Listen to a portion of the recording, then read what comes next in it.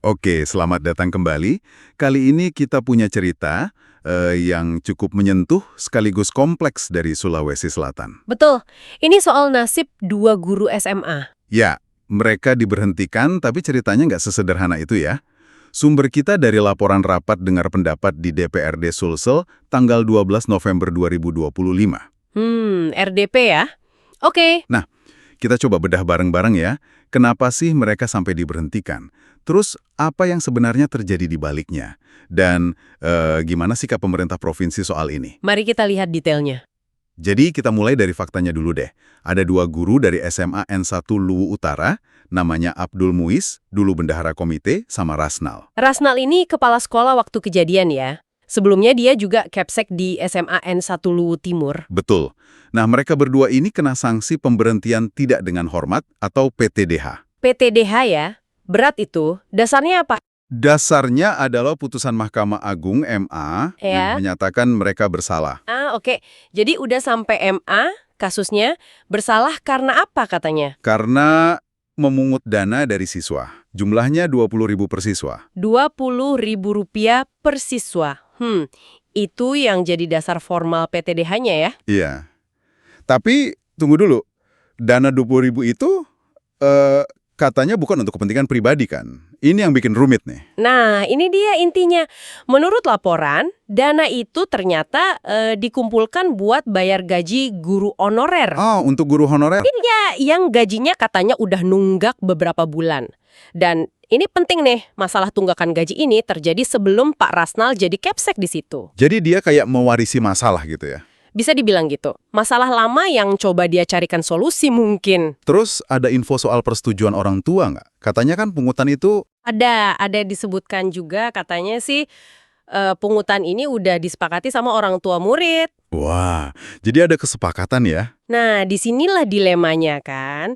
Ada niat baik, ada dukungan komunitas sekolah, tapi di sisi lain mungkin prosedurnya nggak sesuai aturan formal penggalangan dana pemerintah. Jadi dianggap melanggar oleh MA ya karena prosedurnya itu? Kemungkinan besar begitu. Jadi benturan antara niat baik dan konteks lapangan dengan ya aturan hukum formal. Tujuannya mulia, disetujui, tapi secara hukum salah langkah. Oke, terus karena merasa diberhentikan secara nggak adil mungkin ya, kedua guru ini nggak diam aja. Iya, mereka ngadu. Ngadu ke DPRD Sulawesi Selatan, lewat RDP tanggal 12 November itu. Yang hadir cukup banyak tokoh penting ya. Betul, ada pimpinan DPRD, Wakil Ketua Pak Fauzi Andiwawo, Ketua Komisi E Ibu Andi Tenri Indah, terus dari Pemprov juga ada. Siapa dari Pemprov? Kepala BKD, Badan Kepegawaian Daerah Sulsel, Pak Erwin Soding. Beliau mewakili gubernur. Oh, mewakili gubernur langsung ya? Ya. Terus ada juga dari PGRI, Persatuan Guru Republik Indonesia, Ketua PGRI Sulsel, Prof. Hasnawi Haris, sama Ketua PGRI Luwu Utara, Pak Ismarudin. Plus kedua guru itu tentunya. Lengkap ya dukungannya, tapi ada yang nggak hadir. Nah, ini yang menarik. Menurut laporan, Kepala Dinas Pendidikan Sulsel, Pak Iqbal Najmudin justru nggak hadir di RDP itu. Oke. Nah, fokus ke sikap Pemprov. Kan diwakili Kepala BKD nih. Gimana sikap resmi mereka? Kaku ikut putusan MA atau gimana? Ini bagian yang menurut saya cukup menarik. Instruksi Gubernur Sulsel, Pak Andi Sudirman Sulaiman, yang disampaikan Pak Erwin Soding itu ada nuansanya. Gimana tuh maksudnya? Kan udah ingkrah, udah final. PTDH itu konsekuensi administratif harus dijalankan. Oke, jadi hukum tetap ditegakkan ya? Betul, secara administratifnya iya. Tapi, nah ini tapinya, di sisi lain ada instruksi jelas dari gubernur untuk memfasilitasi bantuan. Bantuan gimana? Bantuan buat kedua guru ini, dengan mengedepankan asas kemanusiaan. Jadi nggak dilepas begitu aja. Oh, jadi ada sisi kemanusiaannya juga? Banget. Dan Pemprov juga bilang mereka menghormati dan siap bantu koordinasi kalau guru-guru ini mau mengajukan peninjauan kembali, PK ke MA lagi. Wah, jadi Pemprov suportif juga ya untuk upaya hukum lanjutan? Sepertinya begitu. Mereka nggak menutup pintu. Jadi kayak, oke, aturan kita jalankan, tapi kita juga bantu Anda cari keadilan lagi lewat PK, dan kita perhatikan sisi kemanusiaannya. Jadi sikapnya nggak hitam putih ya, tegakkan aturan tapi buka ruang bantuan dan dukungan atas dasar kemanusiaan. Kurang lebih begitu. Pemprov juga bilang komit sama prinsip keadilan, transparansi, dan kemanusiaan. Hasil PK nanti akan ditindaklanjuti. Sikap ini kayaknya dihargai juga. Oh ya, ada respon dari gurunya? Ada catatan kalau Pak Rasnal itu mengapresiasi pelayanan BK di Sulsel. Katanya terbuka dan profesional dalam menangani kasus mereka ini. Oke. Jadi kalau kita tarik benang merahnya nih ya, ini kayak pertarungan antara aturan formal, putusan MA yang kaku gitu ya, dengan kondisi di lapangan. Betul, kondisi lapangan, niat baik, yang coba diakomodasi Pemprov dengan kebijakan yang lebih, manusiawi lah, dilema klasik administrasi publik mungkin ya. Iya juga ya, situasinya kompleks banget sih. Ada PTDH karena pungutan liar menurut hukum, tapi pungutannya buat bayar honorer yang gajinya telat, ini masalah lain lagi kan? Dan katanya disetujui orang tua. Terus respons Pemprov yang coba jalan tengah antara hukum dan kemanusiaan. Ini benar-benar bikin kita mikir ya, terutama mungkin buat Anda yang bekerja di sektor publik atau sering berurusan dengan aturan versus manusia. Iya, betul sekali. Jadi pertanyaan reflektifnya mungkin gini, gimana sih cara terbaik menyeimbangkan penegakan aturan, prosedur yang kadang kaku itu, dengan pertimbangan kemanusiaan? Apalagi kalau ada konteks sosial atau niat baik di baliknya ya. Tepat. Terutama di sektor sepenting pendidikan ini. Nah, di mana garis batasnya seharusnya ditarik supaya adil buat semua, tapi juga nggak merusak tatanan aturan? Ini mungkin sesuatu yang bisa Anda renungkan lebih dalam. Kembali lagi saya katakan bahwa tindak lanjut yang kami ambil dari keputusan PTDH itu adalah tindak lanjut dari apa yang menjadi amar putusan Mahkamah Agung, bahwa ada penetapan dua orang yang bersangkutan sebagai pihak yang dianggap bersalah dalam putusan itu. Lalu kemudian terbit juga Pertek BKN yang menerbitkan persetujuan pemberhentian dua orang ASN kita. Jadi mau tidak mau kami selaku unit kerja teknis yang menangani mengenai manajemen SDM harus menindaklanjuti putusan tersebut karena kan sudah diatur di Undang-Undang 20. Hanya saja kan dalam proses ini tetap menjadi perhatian pimpinan bagaimana apakah memang secara objektif putusan tersebut sudah sesuai dengan apa yang dijalani oleh yang bersangkutan. Makanya ada proses-proses lain yang kemudian kita coba tindak lanjuti. Nah, itu mungkin. Pak, ini kan ada proses yang janggal saat berjalan ini barang, di mana inspektorat dari kabupaten periksa sementara kedua korban ini adalah ASN provinsi.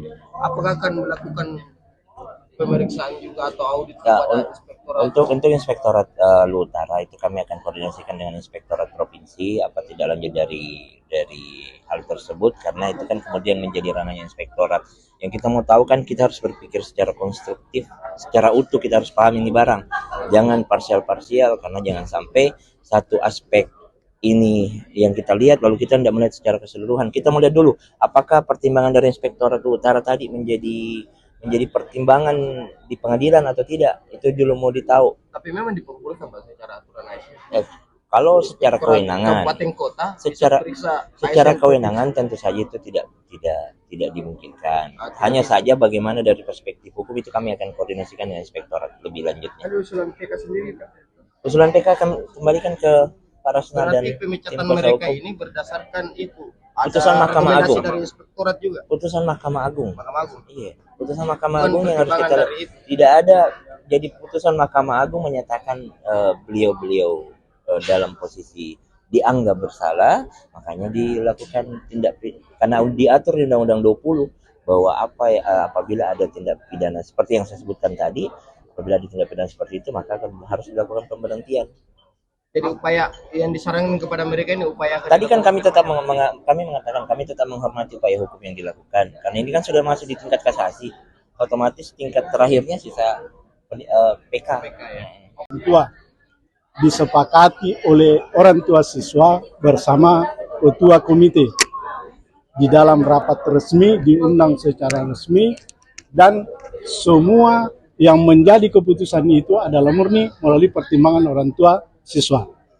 Lalu terjadi pembayaran yang disinyalir polisi itu sebagai pungutan karena ditentukan jumlah dan waktunya, katanya 20.000 per bulan. Yang tidak mampu gratis, yang bersaudara satu yang membayar.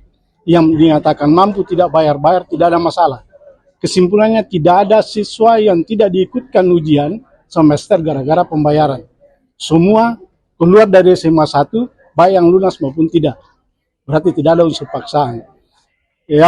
Yang kedua, yang perlu saya luruskan, statement tadi Inspektorat Kabupaten. Ini menjadi fakta persidangan, bahwa di dalam persidangan ada kerugian negara. Berarti ada rekomendasi kan? Lalu kedua, pada saat diperiksa BAP yang ada di Inspektorat itu menyatakan, diperiksa karena diduga merugikan keuangan negara. Saya bertanya kepada saudara Sarif itu tadi namanya, saya beritahu, karena pernah saya bertetangga, saya beritahu, Pak Sarir, di mana kaitannya ini kerugian negara dengan sumbangan orang tua? Langsung jawabannya, saya pertanggungjawabkan ini demi Allah. Langsung jawabannya, itu nih dua saya bingung kan dah, berarti ditarget gitu. Nah, Pak, di Pengadilan Negeri Makassar polisinya apa Pak?